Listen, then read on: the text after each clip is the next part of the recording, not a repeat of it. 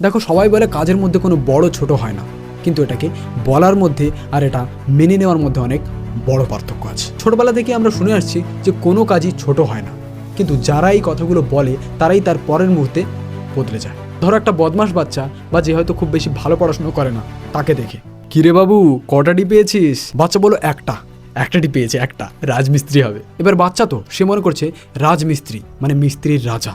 আচ্ছা, আমি যদি একটা ডি পেয়ে রাজমিস্ত্রি হই, তাহলে আমার ভাই তো দুটো ডি পেয়েছে, সে কি হবে? ও, দুটো ডি, তুই রাজমিস্ত্রি আর ও তোর লেবার। আর এটাই সমাজের সত্যি। মুখে সবাই বলে যে কাজও কোনো ছোট বড় হয় না, কিন্তু শুধু মুখেই বলে। তাহলে এতদিন ধরে যে কথাটা আমরা মানুষের মুখে শুনে আসছি, সেটা কি ভুল?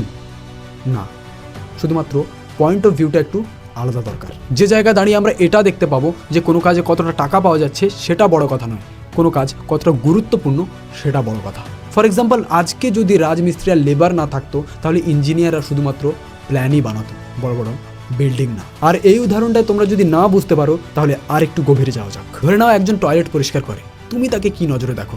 ছি, মানুষটা কি নোংরা কাজ করে। কিন্তু আসলে মানুষটা নোংরা কাজ করছে না, নোংরা পরিষ্কার করছে, পরিষ্কার করার কাজ করছে।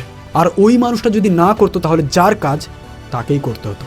দেখো, প্রত্যেকটা চাষি যদি আজকে শুধুমাত্র নিজের জন্যই চাষ করতো, তাহলে মুকেশ আম্বানিকেও আজকের জমিতে নেমে নাঙল চালাতে হতো। অন্যদিকে প্রত্যেকটা সোলজার যদি শুধুমাত্র নিজের সুরক্ষার দায়িত্বটাই নিত, তাহলে আর বললাম না।